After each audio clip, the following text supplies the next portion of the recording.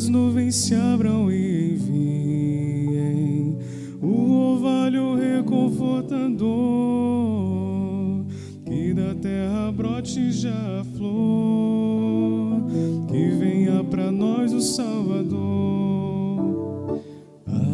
Aleluia, aleluia,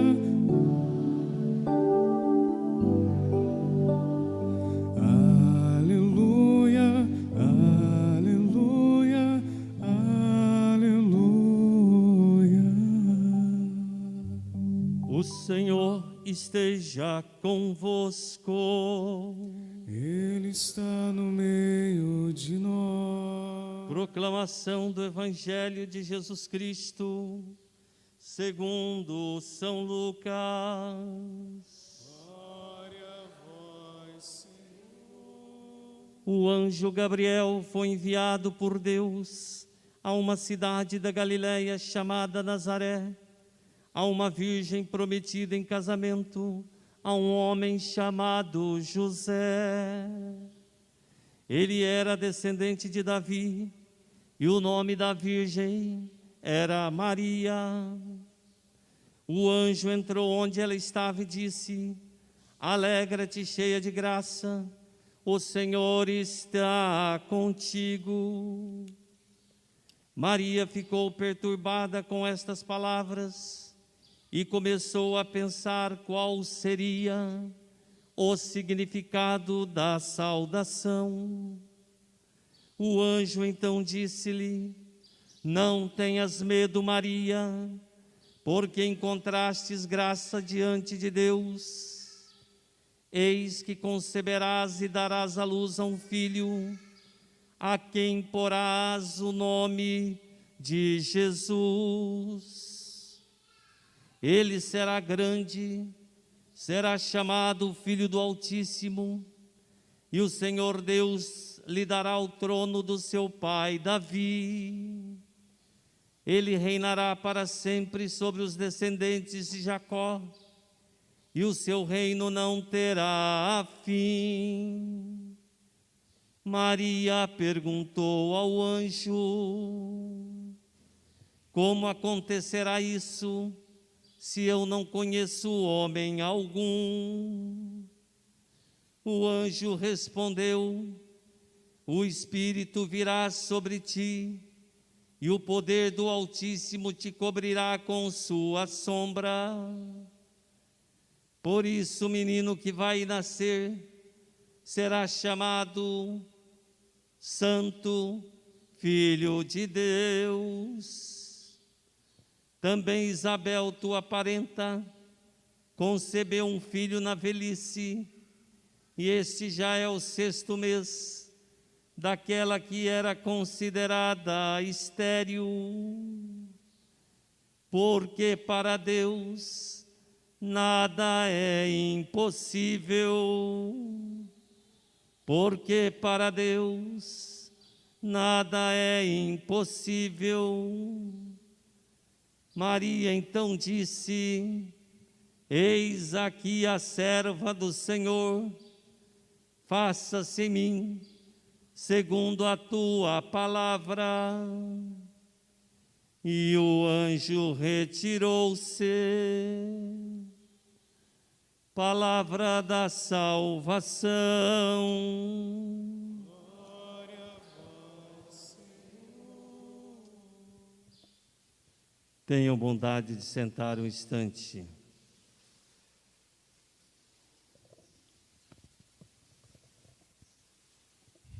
Queridos irmãos e queridas irmãs, a primeira leitura de hoje nos fala do propósito de Davi em construir para a arca da aliança, para a tábua da aliança, um templo digno como era o palácio em que ele habitava. Assim, ele pretendendo colocar a lei de Deus num grandioso templo, ele recebe uma profecia através de Natã, o Senhor vai lhe falar: você quer construir para mim uma casa? Você quer construir para mim uma casa? Com esta indagação, Davi foi levado a refletir e a perceber que Deus é dono de tudo. Deus está para além do templo. Deus é grandioso demais para que os homens queiram colocá-lo num lugar, limitando o seu espaço. Davi então compreende a grandeza e a imensidão deste Deus. O que esta leitura tem a nos falar, queridos irmãos? Quantas vezes que nós queremos colocar Deus nos nossos critérios, nos nossos pensamentos, nas nossas ideias, e nos esquecemos de que Deus é grande demais para poder caber numa mente tão pequena. Deus é grande demais para ser aprisionado num templo. Deus é sublimemente, misteriosamente infinito e grande.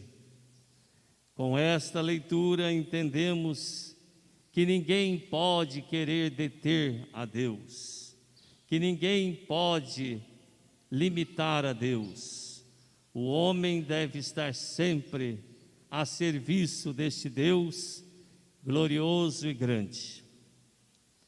Na segunda leitura, nós encontramos de forma tão carinhosa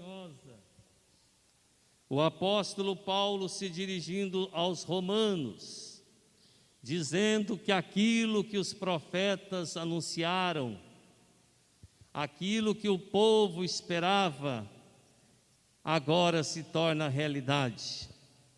Eis que o Cristo se encarnou.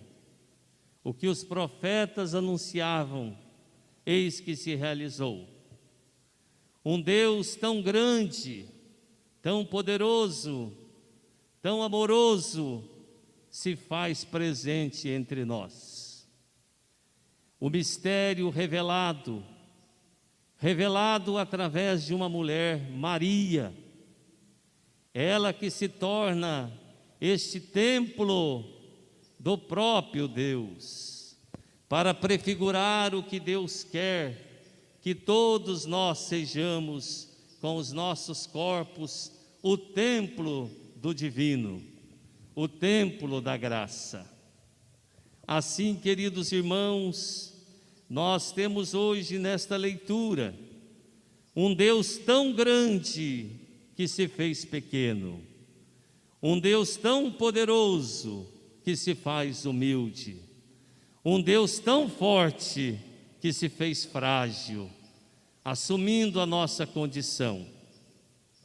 Deus, na perspectiva do Antigo Testamento, Ele estava nas alturas, e na época, qual era a teologia que envolvia o conhecimento de Deus?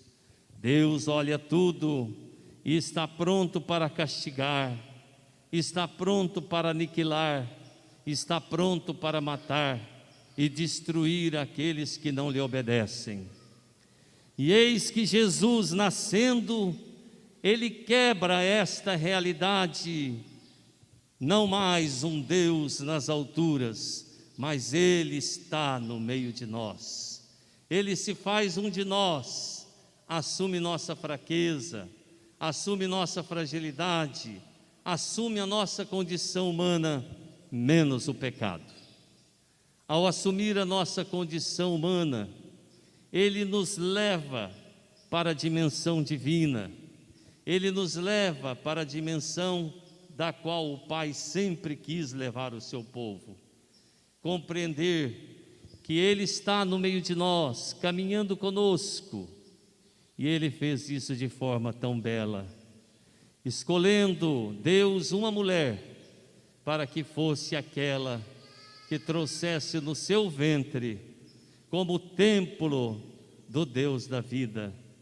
Maria é aquela que para nós trouxe-nos a alegria de termos a vida de Deus no meio de nós. E quando indagada, como será possível? Como será possível? O anjo indagado responde: porque para Deus nada é impossível. Amados, hoje somos chamados a tomar posse desta realidade. Deus está presente em nós. Jesus Cristo nasce na noite de Natal e traz-nos alegria. Celebramos esta festa há 2000 anos, com júbilo, com esperança, mas celebramos esta realidade todos os dias, porque o Espírito Santo, que Deus na sua bondade nos enviou, o Espírito Santo que recebemos pelo batismo, o batismo da fé, ele nos faz termos a presença de Cristo a cada instante em nossa vida, e ele assume a nossa realidade, porque o seu amor é infinito, a sua bondade é grande e a sua misericórdia é para sempre. Amados, louvemos ao Senhor da vida, porque escolheu outrora Maria, escolheu Isabel, que nos deu o grande padroeiro João Batista, escolheu João Batista, que veio ser o precursor, e hoje, neste tempo e nesse espaço em que nós nos encontramos, ele quer escolher a cada um para dizer: eu quero fazer morada no teu coração. Eu quero que o teu coração seja o lugar da minha morada. Certa vez, alguém desejou ver Deus e construiu uma escada tão grande, tão alto, porque queria ver Deus. E chegando no céu gritou: Deus, onde estás? Deus, onde estás? E eis que Deus respondeu: olha para a terra onde você pisa, há tempo que eu estou convosco. É uma pequenina história para dizer que nós devemos buscar a presença de Deus no nosso cotidiano, na nossa vida, numa dimensão prática, trazer para o nosso coração o outro, como Maria se disponibilizou a trazer o próprio Jesus. Pois quando nós deixamos o outro ter espaço no nosso coração, na nossa acolhida, nós nos tornamos como Maria, grávidos de esperança, plenos de amor. Que nós possamos olhar para o outro com esta dimensão com que Deus olha para nós, porque se assim não for, nós não podemos rezar o Pai Nosso. Pedimos para nós aquilo que fazemos para o outro. Maridos, olhem para suas esposas e tragam mais para o seu coração. Esposas, olhem mais para os seus maridos e tragam para o seu coração. Pais, olhem mais para os seus filhos com um olhar profundo e tragam-os para o coração. Vizinhos, amigos, caminheiros, peregrinos, pobres, infelizes, traga-os no seu coração. Se nada puder fazer por eles, reze por eles, reze com eles, porque Deus se faz se encontrar como Ele quer. E muitas pessoas dispensaram o próprio Deus ao dispensar o irmão. Muitas pessoas deixaram de ter um encontro com Jesus, porque não deram atenção e não perceberam que Jesus estava ali, naquele pobre faminto, naquele mendigo caído, naquele alcoólatra, naquele drogado, naquele infeliz, naquele que nos incomoda. Nós hoje vivemos um mundo que não queremos incômodo, nós queremos facilidade, mas seguir Jesus significa abrir o coração para a graça de Deus e amar como Jesus amou. Os convido a ficarem de pé para concluirmos esta reflexão. Se o nosso tecladista souber, acompanhe comigo. Assim: um dia uma criança me parou, olhou-me nos meus olhos a sorrir, caneta, bonito, tarefa escolar para cumprir. Vem aqui, Pedrinho. E perguntou no meio de um sorriso: que é preciso para ser feliz? Amar, amar como Jesus amou, sonhar, sonhar como Jesus sonhou, pensar, pensar como Jesus pensou, viver, viver como Jesus viveu, sentir, sentir o que Jesus sentia, sorrir, sorrir o que Jesus sorria, e ao chegar ao fim do dia, Senhor, iria agora sim, com nossas palmas, sentir o que Jesus sentia,